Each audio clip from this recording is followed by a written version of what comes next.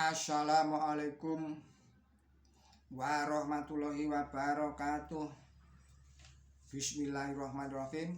Kita lanjutkan lagi kajian kita yang ini berjudul Intisari Surat Maryam atau surat 19,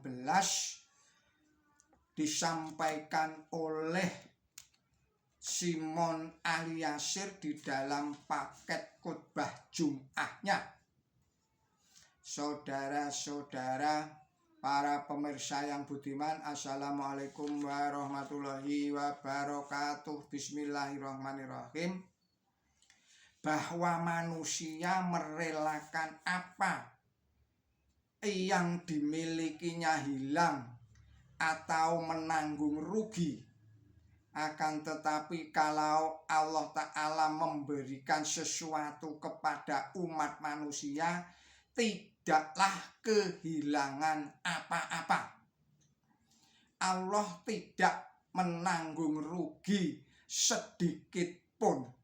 Allah Ta'ala adalah yang memberi petunjuknya lewat para utusannya yang datang dari waktu ke waktu di seluruh pelosok dunia untuk segala bangsa, seperti misalnya Nuh alaihissalam, Ibrahim alaihissalam, Ismail alaihissalam, Ishak alaihissalam, Yakub alaihissalam, Harun alaihissalam, Musa alaihissalam, Zakaria alaihissalam, Yahya alaihissalam, dan Isa al-Masih alaihissalam, yang semuanya mengajarkan bahwa untuk memperoleh keselamatan sejati harus mewujudkan iman dalam perbuatannya menurut hukum dan syariat.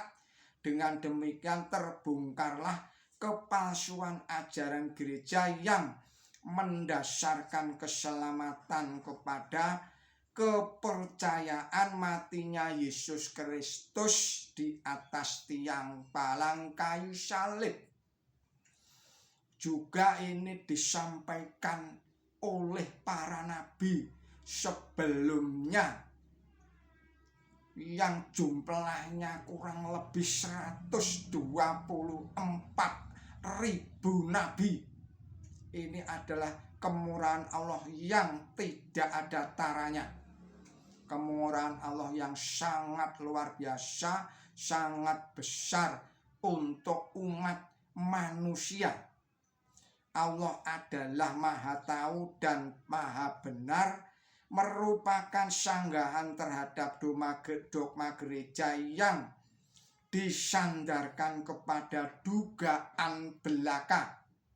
Seakan-akan Tuhan yang Maha Esa telah merencanakan mengatur urusan dunia sesuai dengan suatu pola tertentu. Tetapi oleh karena kekurangan dalam ilmunya, maka rencananya mengalami kegagalan, dan oleh sebab itu dia terpaksa menjadikan puteranya sebagai kurban untuk menyelamatkan dunia. Gagalnya rencana Tuhan atau ditundanya rencana Tuhan yang Maha Esa sampai 4.000 tahun lamanya bertentangan dengan sifat Tuhan yang Maha Esa, Tuhan yang Maha Kuasa, Alim, Maha Tahu. Sanggahan terhadap hari Natal. Saudara-saudara, para pemirsa yang budiman, secara dogmatis gereja percaya bahwa Isa al-Masih atau Yesus Kristus dilahirkan oleh ibunya secara luar biasa tanpa merasakan payah dan sakit pada tanggal 25 Desember, lalu menjelang usia 33 tahun Yesus Kristus merelakan dirinya mati terkutuk di atas tiang palang kayu salib, lalu dikuburkan, kemudian bangkit dari maut pada hari ketiga, akhirnya naik ke surga, duduk di sebelah kanan Allah dan akan datang dari sana untuk menghakimi semua orang pada zaman akhir. Semua butir pengakuan iman Kristiani itu dibantah secara tegas dalam surat nomor 19, yaitu surat Maryam ini, tentang kelahiran Yesus Kristus atau Isa Al-Masih. Allah Ta'ala menjelaskannya sebagai berikut ini, termaktub di dalam surat 19 ayat 22 sampai dengan ayat 26. Bismillahirrahmanirrahim. Lalu mengandunglah dia, dan ia menyingkir dengan dia ke tempat yang jauh, dan rasa sakit karena akan melahirkan menggerakkan dia menuju ke batang kurma. Ia berkata, "Aduhai, sekiranya aku mati sebelum ini, dan jadilah aku barang yang dilupakan sama sekali." Maka suara memanggil-manggil dia dari arah bawah, "Janganlah merasa susah, sesungguhnya Tuhan dikau telah menyiapkan air yang mengalir di bawah engkau, dan goyangkanlah batang kurma ke arah engkau, itu akan menjatuhkan buah kurma segar-segar yang sudah masak atau matang di hadapan dikau, maka makanlah dan minumlah dan sejukkanlah mata engkau." Surat Maryam surat 19 ayat 22 sampai dengan ayat 26. Saudara-saudara para pemirsa yang budiman,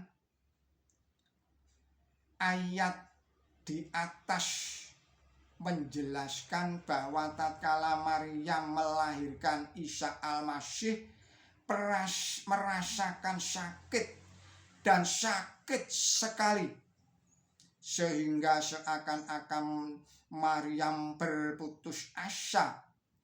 Isa Al-Masih dilahirkan pada musim kurma, yakni pada musim panas, musim gugur, bukan pada tanggal 25 Desember yang amat dingin sebagaimana diyakini oleh gereja sekarang ini. Juga membantah dogma tentang upah dosa yang dijelaskan di dalam Kejadian 3 ayat 13 sampai dengan 19. Monggo silahkan dibaca ayatnya. Sanggahan terhadap dogma keselamatan. Saudara-saudara para pemirsa yang budiman, ajaran gereja tentang keselamatan tanpa menjalankan syariat atau hukum didasarkan atas doktrin Paulus yang antara lain ayat yang berbunyi, "Kamu tahu bahwa tidak seorang pun yang dibenarkan oleh karena melakukan hukum Taurat, tetapi hanya oleh karena iman dalam Kristus Yesus.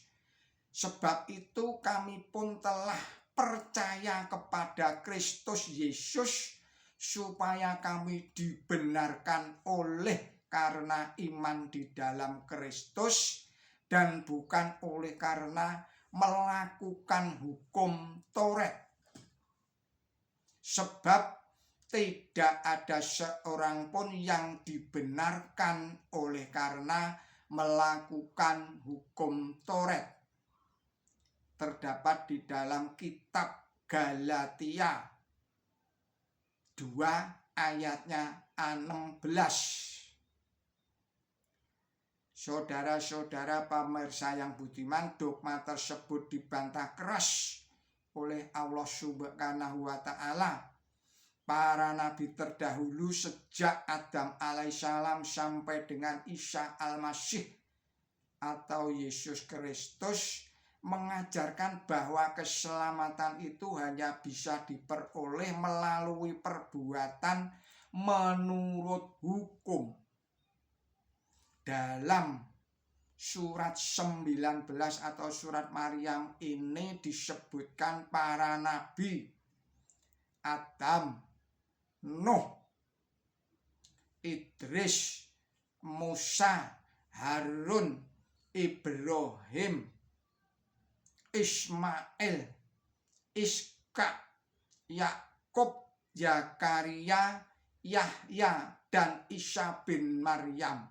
Semua nabi itu mengajarkan kepada umatnya berbuat menurut hukum, seperti untuk memperoleh keselamatan dan menjadikan dirinya sebagai teladan. Nabi Isa al-Masih alaihissalam sendiri berkata, "Sesungguhnya aku adalah hamba Allah. Ia telah memberikan kepadaku kitab dan membuat aku seorang nabi. Dan ia membuat aku seorang yang diberkahi dimanapun aku berada. Dan ia menyuruh aku menjalankan sholat dan membayar zakat selama aku hidup. Dan agar aku berkati kepada ibuku. Dan ia tidak membuat aku seorang yang sombong, yang celaka." Surat 19 yaitu surat Maryam ayat 30 sampai dengan ayat 32. Kita akhirkan dahulu uraian video ini, kita sambung lagi pada video berikutnya. Mohon maaf atas segala kesalahan dan kekilapan saya. Billahi taufik wal hidayah. Wassalamualaikum warahmatullahi wabarakatuh.